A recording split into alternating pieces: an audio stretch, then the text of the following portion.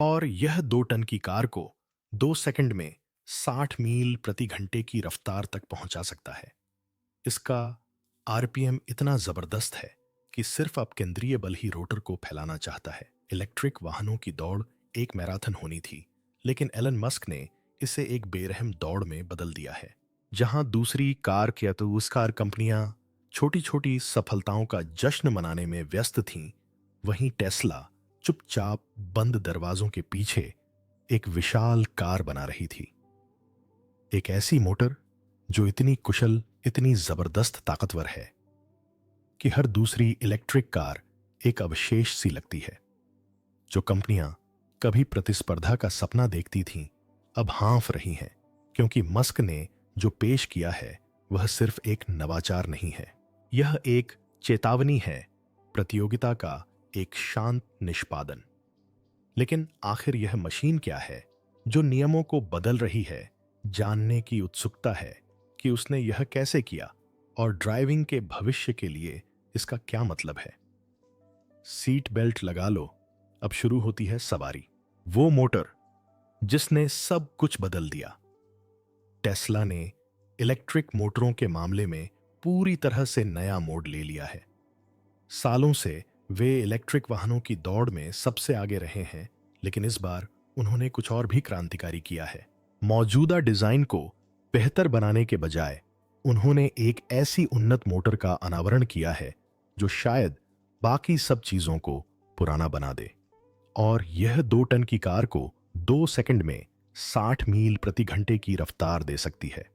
हमने इस मोटर की पहली झलक 10 जून 2021 को model S plate delivery event में देखी थी, जब एलन मस्क ने एक ड्राइव यूनिट का अनावरण किया था जो इतनी कॉम्पैक्ट है कि एक व्यक्ति इसे उठा सकता है। फिर भी यह इतनी शक्तिशाली है कि एक पूर्ण आकार की सेडान को सुपरकार क्षेत्र में लॉन्च कर सकती है। इसके केंद्र में एक रोटर है जो कार्बन फाइबर से कसकर लिपटा हुआ है। पहली नजर में यह शायद रोमांचक न लगे, लेकिन इसका असर जबरदस्त है। ऐसा इलेक्ट्रिक मोटर पहले कभी नहीं बनाया गया। आप इस मोटर को अपने हाथों से उठा सकते हैं। पारंपरिक इलेक्ट्रिक मोटरों में धातु के पुर्जे गर्मी में फूल जाते हैं, दबाव में घिस जाते हैं और अंततः खराब हो जाते हैं। यही कारण है कि उनकी गति और लंबी उम्र सीमित होती है। टेस्ला ने इस समस्या का समाधान एक ऐसी आंतरिक प्रक्रिया विकसित करके किया है जो कार्बन फाइबर को तांबे के रोटर के चारों ओर अत्यधिक उच्च तनाव पर लपेटती है। यह बाहरी आवरण सब कुछ अपनी जगह पर लॉक कर देता है, रोटर को स्थायी रूप से संकुचित रखता है और रोटर और स्टेटर के बीच एक सूक्ष्म पतला वायु अंतराल बनाए रखता है। यह एक ऐसी प्रक्रिया है जो दक्षता और चुंबकीय बल को ऐसे तरीकों से बढ़ाती है जो हमने पहले कभी नहीं देखे हैं। इस सफलता की बदौलत यह रोटर तेज गति पर भी स्थिर रहता है। हम 20,000 से ज्यादा चक्कर प्रति मिनट की बात कर रहे हैं, जो 16,000 आरपीएम के उस बिंदु से कहीं ज्यादा है जहां ज्यादातर उच्च प्रदर्शन मोटरें हार मान लेती हैं।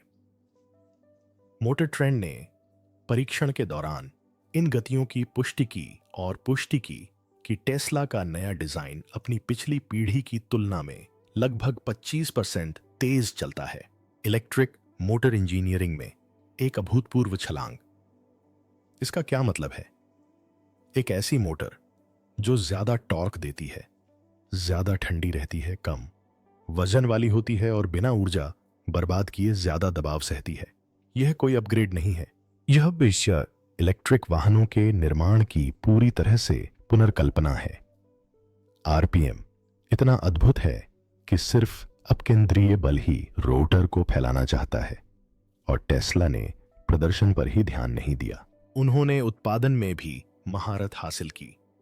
प्रत्येक मॉडल एस प्लेड में 3 मोटरें होती हैं जो संयुक्त रूप से 1020 हॉर्स पावर और 1050 पाउंड फीट टॉर्क उत्पन्न करती हैं। फिर भी प्रत्येक मोटर इतनी छोटी होती है कि असेंबली के दौरान एक इंजीनियर उसे उठा सकता है। ऐसी इलेक्ट्रिक मोटर, ऐसी इलेक्ट्रिक मोटर, मतलब आप इस मोटर को अपने हाथों से उठा सकते हैं। इससे भी ज्यादा प्रभावशाली बात यह है कि मार्च 2023 के निवेशक दिवस के दौरान टेस्ला ने खुलासा किया कि इन ड्राइव यूनिट्स की अगली पीढ़ी में शून्य दुर्लभ पृथ्वी तत्वों का उपयोग होगा। 75% कम सिलिकॉन कार्बाइड की आवश्यकता होगी और इनके निर्माण की लागत लगभग $1000 होगी। इंडस्ट्री को हिला देने वाला आंकड़ा और परफॉर्मेंस कमाल की। 2 सेकंड से भी कम समय में 0 से 60, जी हां, 2 सेकंड से भी कम। यह इसे इतिहास की लगभग किसी भी कार से तेज बनाता है, जिसमें बुगाटी और लैम्बोर्गिनी भी शामिल हैं। स्वतंत्र परीक्षणों में मॉडल एस प्लेड को 0 से 60 मील प्रति घंटे की रफ्तार पकड़ने में 1.98 सेकंड और 1.4 मील की दूरी सिर्फ 9.25 सेकंड में पूरी कर ली। अधिकतम गति सॉफ्टवेयर की सीमा हटने के बाद यह 200 मिमी प्रति सेकंड की आश्चर्यजनक गति है। लेकिन यह सिर्फ तेज ही नहीं बल्कि कुशल भी है। पुराने परफॉर्मेंस इलेक्ट्रिक वाहन बैटरी को रॉकेट ईंधन की तरह जलाते हैं, लेकिन यह ऐसा नहीं करता। यह बिना किसी नुकसान के शक्ति को गति में प्रवाहित करता है। किसी बड़े रेडिएटर या जटिल कूलिंग सिस्टम की जरूरत नहीं, बस साफ स्थिर आउटपुट। अरे क्या कहना है, खतरनाक। ईपा के आंकड़े इसकी पुष्टि करते हैं। 21 इंच के पहियों पर मॉडल एस प्लेड की रेंज 348 मील और कुल मिलाकर 101 एमपीजी है, यानी लगभग 334 डीबी प्रति मील। 1000 से ज्यादा हॉर्स पावर वाली कार के लिए यह अभूतपूर्व है। असल जिंदगी में भी ये आंकड़े सही साबित होते हैं। इनसाइड ईवीज ने हाईवे पर 70 एमपीजी रेंज टेस्ट किया और प्लेड ने एक बार चार्ज करने पर 300 मील की दूरी तय की। यह इस बात का सबूत है कि यह इंजन एक ही पैकेज में बेहतरीन गति और लंबी दूरी की सहन शक्ति प्रदान कर सकता है। इससे इलेक्ट्रिक वाहनों की सबसे बड़ी समस्याओं में से एक का समाधान हो गया, पावर और रेंज के बीच का समझौता। आमतौर पर आप जितनी तेज गाड़ी चलाएंगे, आपकी बैटरी उतनी ही जल्दी खत्म होगी, लेकिन यह मोटर इस समीकरण को बदल देती है। अब आपको जबरदस्त गति और स्मार्ट दक्षता दोनों मिलती है। अब प्रदर्शन और व्यावहारिकता के बीच चुनाव करने की जरूरत नहीं है। टेस्ला आपको दोनों दे रही है, और वह भी बड़े पैमाने पर। और नए डिजाइन, सरलता, कम सामग्री की जरूरत और कम जटिलता की बदौलत टेस्ला की प्रत्येक इकाई के निर्माण की लागत में उल्लेखनीय कमी आई है। चाहे वे यह बचत ग्राहकों को दें या मार्जिन अपने पास रखें, बढ़त उनकी ही है। जब आप इसे इतना आगे ले जाते हैं तो बाकी सब न सिर्फ पीछे रह जाते हैं बल्कि बिखर भी जाते हैं। आइए देखें कि प्रतिस्पर्धियों ने इस झटके से कैसे निपटा। प्रतिस्पर्धियों को पछाड़ते हुए टेस्ला के प्रतिद्वंद्वी पीछे छूट रहे हैं, और तेजी से। कुछ समय पहले तक ऐसा लग रहा था कि इलेक्ट्रिक वाहनों की दौड़ कांटे की टक्कर वाली है। फोर्ड, जीएम, टोयोटा और वोक्सवैगन जैसी बड़ी कार कंपनियां अरबों डॉलर का निवेश कर रही थीं। ल्यूसिड और रिवियन जैसे स्टार्टअप नवाचार की बड़ी बड़ी बातें कर रहे थे। यहां तक कि चीन की BYD भी कुछ समय के लिए वैश्विक इलेक्ट्रिक वाहन बिक्री में अग्रणी थी। ऐसा लग रहा था कि टेस्ला की यह बढ़त ज्यादा समय तक नहीं टिक पाएगी। फिर टेस्ला की कार्बन रैप्ड मोटर आई और खेल पूरी तरह बदल गया। ज्यादातर पारंपरिक वाहन निर्माता अभी भी इलेक्ट्रिक वाहन उन्हीं प्लेटफॉर्म पर बना रहे हैं जो मूल रूप से पेट्रोल कारों के लिए बनाए गए थे। इससे उनके इलेक्ट्रिक वाहन भारी, कम कुशल और उत्पादन में ज्यादा महंगे हो जाते हैं। उनके कारखाने पेट्रोल कारों के लिए बनाए गए थे, इलेक्ट्रिक वाहनों के लिए नहीं, और वे अभी भी बाहरी आपूर्तिकर्ताओं पर बहुत अधिक निर्भर हैं, खासकर बैटरियों के लिए। टेस्ला इन सीमाओं में नहीं बंधा है। हर टेस्ला को शुरू से ही इलेक्ट्रिक कारों के लिए डिजाइन किया गया है। उनके कारखाने विशेष रूप से इलेक्ट्रिक वाहन उत्पादन के लिए बनाए गए थे। वे अपनी बैटरियां खुद बनाते हैं और अब उन्होंने ऐसी मोटरें बनाई हैं जिन्हें उद्योग में कोई और छू भी नहीं सकता। जहां दूसरी कंपनियां टेस्ला की पिछली सफलता को पकड़ने के लिए संघर्ष कर रही हैं, वहीं टेस्ला पहले ही अगली सफलता की ओर बढ़ चुकी है। उदाहरण के लिए फोर्ड को ही लीजिए। उन्होंने 2026 तक इलेक्ट्रिक वाहन विकसित करने के लिए लगभग 50 अरब डॉलर का वादा किया है, लेकिन उनकी मैकी एसयूवी का वजन अभी भी टेस्ला के मॉडल वाई से 300 पाउंड ज्यादा है और फोर्ड को पिछली तिमाही में अपने इलेक्ट्रिक वाहन विभाग में 1.3 अरब डॉलर से ज्यादा का नुकसान हुआ है। जीएम भी इसी तरह की मुश्किलों का सामना कर रहा है। उन्होंने 2025 तक इलेक्ट्रिक वाहनों के लिए 35 अरब डॉलर का निवेश करने का वादा किया है, लेकिन अल्टियम बैब बैटरी प्लेटफॉर्म का उनका लॉन्च सॉफ्टवेयर और रोबोटिक असेंबली की समस्याओं के कारण रुका हुआ है। ज्यादातर काम अभी भी हाथ से ही किया जा रहा है, जो महंगा है और काम की गति धीमी कर देता है। टोयोटा ने इलेक्ट्रिक वाहनों में 38 अरब डॉलर से ज्यादा का निवेश किया है, लेकिन अब इलेक्ट्रिक वाहनों की मांग उम्मीद से कम होने के बाद वे अपना ध्यान फिर से हाइब्रिड वाहनों पर केंद्रित कर रहे हैं। उनकी पहली असली इलेक्ट्रिक कार BZ4X को खरीदार ढूंढने में काफी मुश्किलों का सामना करना पड़ा है। वॉक्सवैगन की किस्मत भी कुछ खास अच्छी नहीं रही। उसकी सॉफ्टवेयर शाखा कैरियड को 2022 से अब तक 7.5 अरब डॉलर से ज्यादा का नुकसान हुआ है, जिसके कारण बड़ी संख्या में छंटनी और देरी हुई है, जिसमें इलेक्ट्रिक पोर्श मैकन की लॉन्चिंग में भी देरी शामिल है। स्टार्टअप्स के लिए तो और भी मुश्किल समय चल रहा है। ल्यूसिड की एयर सबसे तेज इलेक्ट्रिक सेडान में से एक है, लेकिन इसकी कीमत लगभग $1,50,000 है और कंपनी ने 2024 में कुल मिलाकर केवल 9,000 गाड़ियां ही बनाई। डिलीवरी में 70% की वृद्धि के साथ, जो कि लगभग 10,000 यूनिट्स तक पहुंच गई, ल्यूसिड को पिछले साल लगभग $3 बिलियन का नुकसान हुआ। अब उनका ज्यादातर वित्त पोषण सऊदी अरब से आता है, जिसके पास कंपनी का 60% से ज्यादा हिस्सा है। इलेक्ट्रिक ट्रकों और ऑफ रोड वाहनों के लिए मशहूर रिवियन ने एक वफादार प्रशंसक आधार बनाया है, लेकिन उत्पादन बढ़ाना उनके लिए एक दुःस्वप्न रहा है। उन्होंने 2024 में लगभग 50,000 वाहन बनाए, जो उनके लक्ष्य से काफी कम है और कुछ रिपोर्टों के अनुसार उन्हें प्रति वाहन लगभग 40,000 का नुकसान हो रहा है। आखिरकार अपनी पहली तिमाही में सकारात्मक सकल लाभ दर्ज करने के बाद भी रिवियन को 2025 में अरबों डॉलर का और नुकसान होने की आशंका है। उनकी उत्पादन लागत का लगभग आधा हिस्सा सामग्री से आता है और जैसे जैसे वे नए आपूर्तिकर्ता लाते हैं, ये लागतें बढ़ती जाती हैं। BYD चीन के इलेक्ट्रिक वाहन बाजार में सबसे बड़ा नाम है और इसने टेस्ला से भी ज्यादा इलेक्ट्रिक वाहन बेचे हैं। कागजों पर 2024 में BYD 42 लाख से ज्यादा प्लग इन वाहन बेचेगा। यह वैश्विक इलेक्ट्रिक वाहन बाजार का लगभग 18% है, लेकिन यहाँ एक पेच है। इनमें से ज्यादातर कम कीमत वाली हाइब्रिड और कॉम्पैक्ट इलेक्ट्रिक गाड़ियां हैं, जिनकी कीमत $25,000 से कम है। उनकी औसत गाड़ी टेस्ला की कीमत का लगभग 1/3 दाम पर बिकती है और चीन के बाहर BYD को अभी भी बड़ी चुनौतियों का सामना करना पड़ रहा है।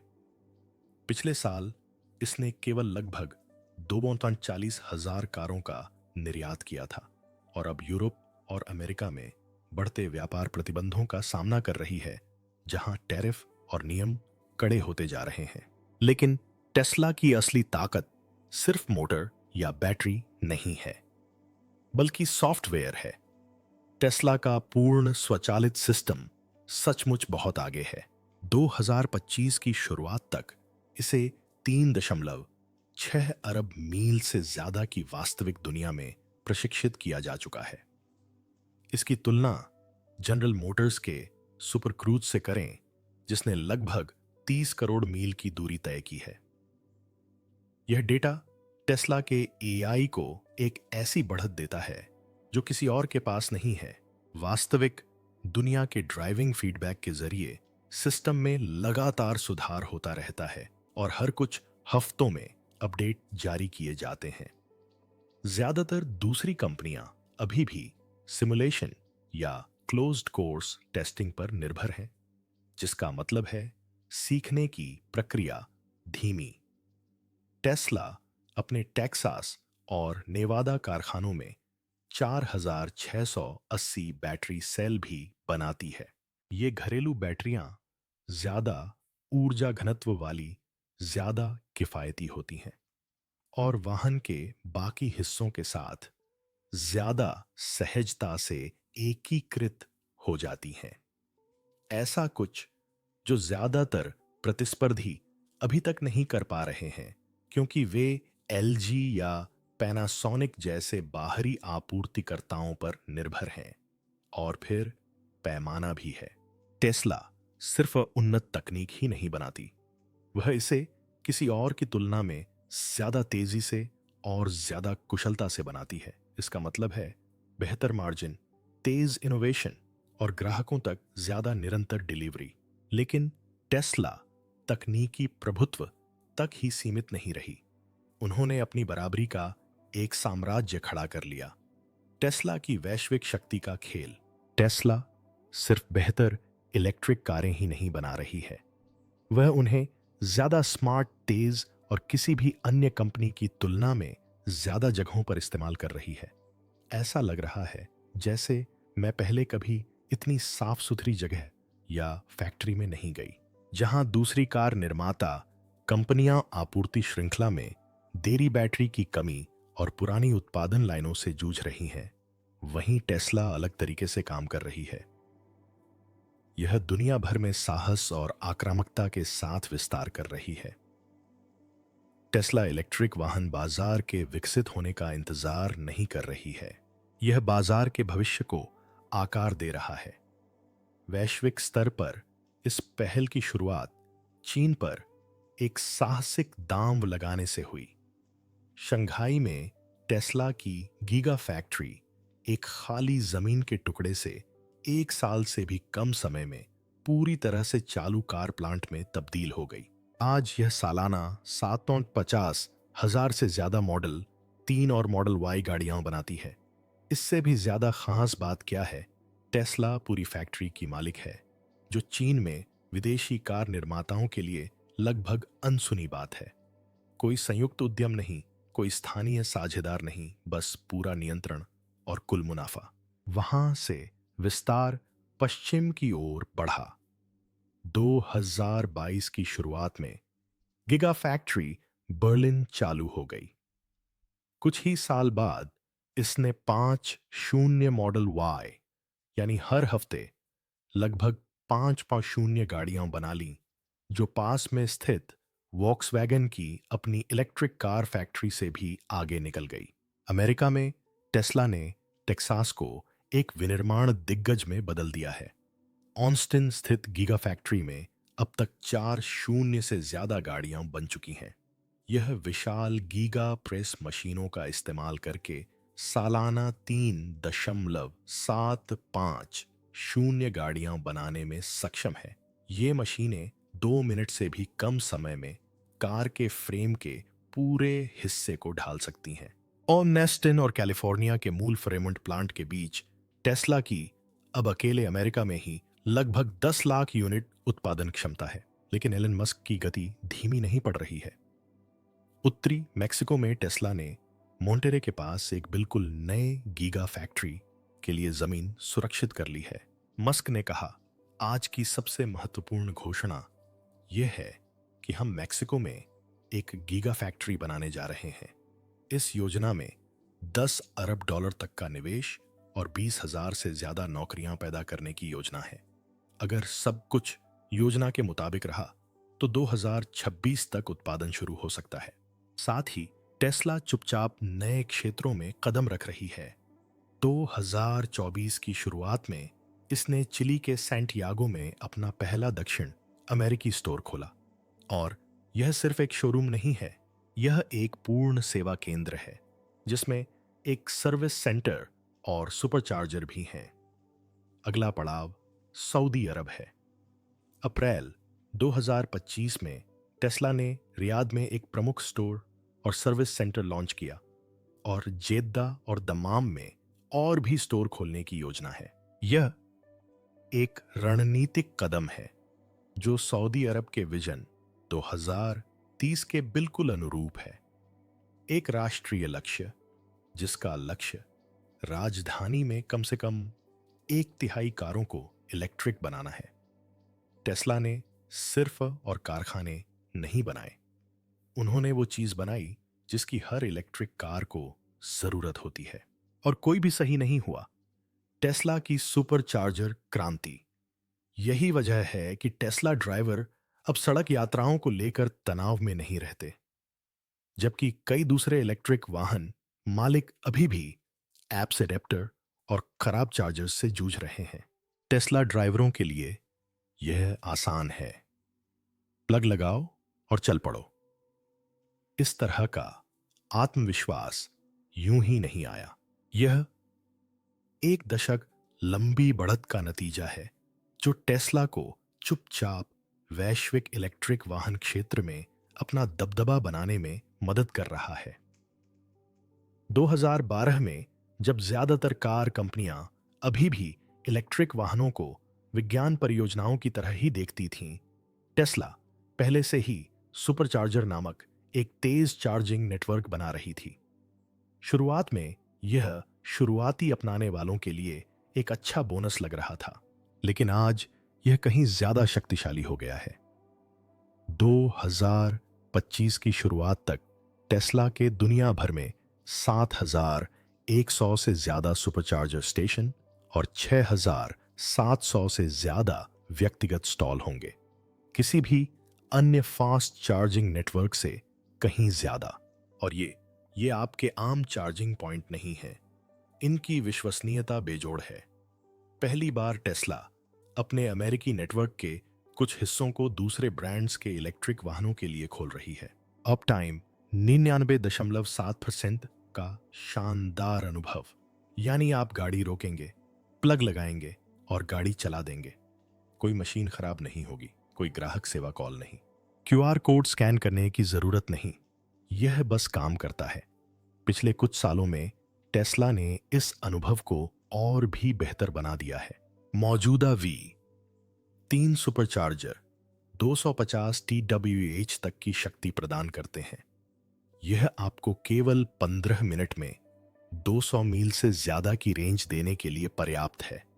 अब नए V4 सुपरचार्जर बाजार में आ रहे हैं, ये और भी तेज हैं।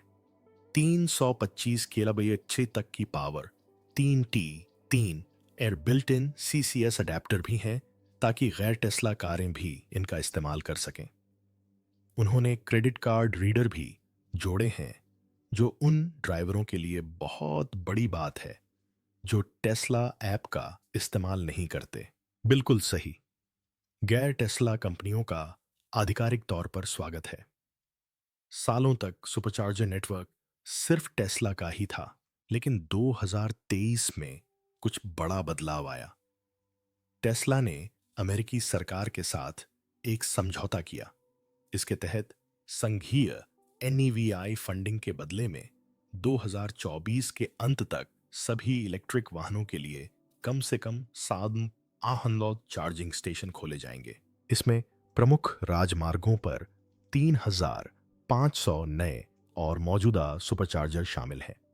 यह एक साहसिक और समझदारी भरा कदम था, लेकिन असली मोड़ 2022 के अंत में आया जब टेस्ला ने अपने स्लीक चार्जिंग कनेक्टर का नाम बदलकर north American charging standard NACS कर दिया। पहले तो यह एक चतुर ब्रांडिंग लग रही थी, लेकिन फिर ऑटो निर्माता भी कतार में लग गए। सिर्फ 18 महीनों में Ford, GM, Rivian, Volvo, Mercedes Benz, Hyundai, किया, होंडा, टोयोटा, निसान, यहां तक कि ल्यूसिड और पोलस्टार जैसे प्रीमियम ब्रांड भी टेस्ला के प्लग को अपनाने के लिए राजी हो गए। 2025 से जो सुविधा पहले सिर्फ टेस्ला के लिए थी, वह पूरे उत्तरी अमेरिका में डिफॉल्ट प्लग बन गई। अचानक सुपरचार्जर सिर्फ टेस्ला के लिए नहीं रहे, वे लगभग हर इलेक्ट्रिक वाहन के लिए चार्जिंग का एक जरूरी विकल्प बन गए। यह बदलाव सिर्फ सुविधा का मामला नहीं था, इसने पूरे इलेक्ट्रिक वाहन ईवी बुनियादी ढांचे को ही बदल दिया। कार निर्माताओं को एहसास हुआ कि वे या तो अरबों डॉलर खर्च करके अपना नेटवर्क बना सकते हैं या फिर टेस्ला के नेटवर्क में शामिल हो सकते हैं, जो पहले से ही तेज, विश्वसनीय और सर्वव्यापी था। और वो भरोसा ये सुनने में जितना लगता है उससे कहीं ज्यादा जरूरी है। टेस्ला के मालिक हर दिन नेटवर्क पर भरोसा करते हैं, सिर्फ उसका इस्तेमाल ही नहीं करते।